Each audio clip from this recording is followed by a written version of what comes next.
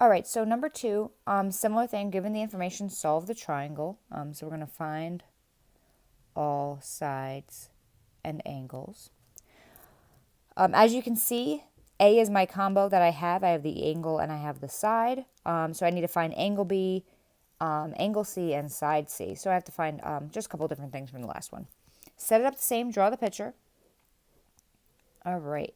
Doesn't matter how you draw it, matters how you label it, because you want to label everything obviously correctly. So angle A is 101. That's opposite side A, which is 23. And side B is opposite angle B, so that part is going to be my 14. Now, I don't have any other angle. So I can't go off and like find the that last angle like I did with the previous example. So I'm going to have to start by finding angles in general. All right, so I have nothing about C, so C is going to be useless. So the only thing I have to be able to find is angle B. That's my only option here. So we're going to set this up. We're going to go sine of 101 over 23 is equal to the sine of B over 14. All right, great.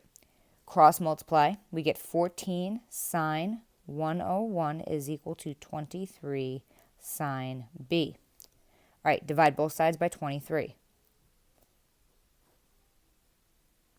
Okay, now I'm going to put this in my calculator. Just hold on. I'm going to just write this out again so it's a little bit cleaner. All right, so this is what we have. 14 sine 101 over 23 is equal to the sine of B.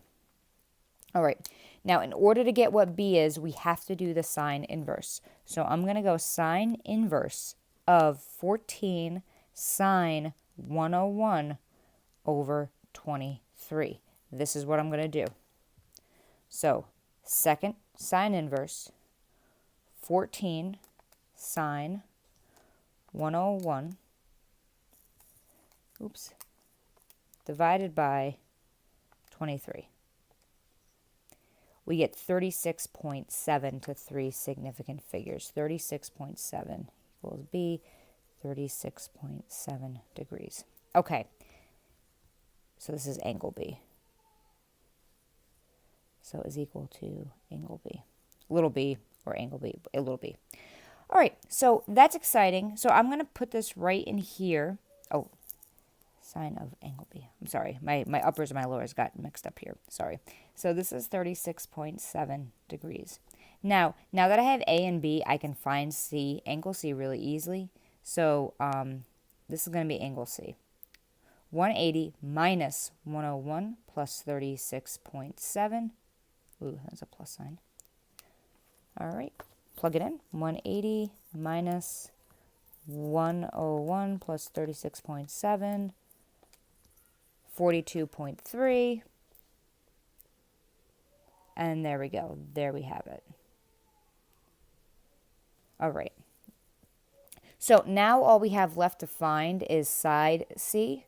So I'm going to use, like I said, I like to use the combo that they give us because that almost ensures some accuracy there. Though we did round C because we rounded B, so there's a little bit of a margin for error here, but that's okay.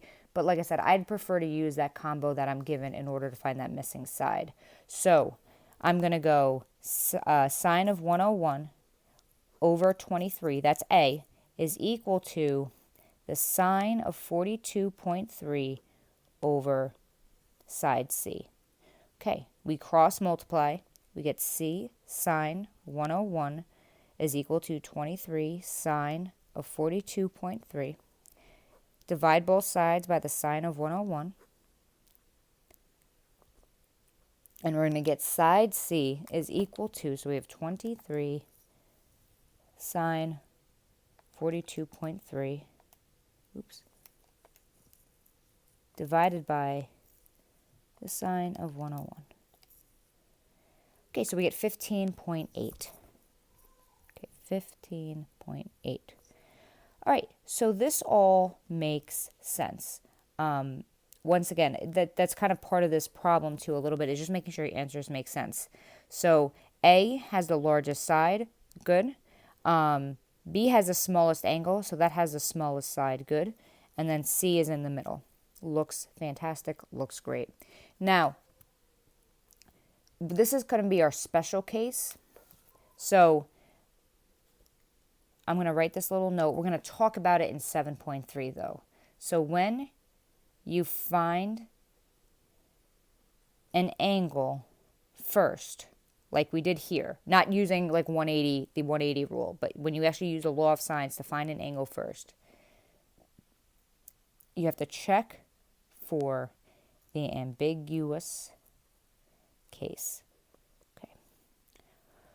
All right, so I don't expect you to know what that means. We're going to talk about that in 7.3 after this section, but this is an example of when we would do it. So when we find an angle first, like we did here, when we first used that law of sines to find an angle, then we would check for this ambiguous case thing. So that's coming up.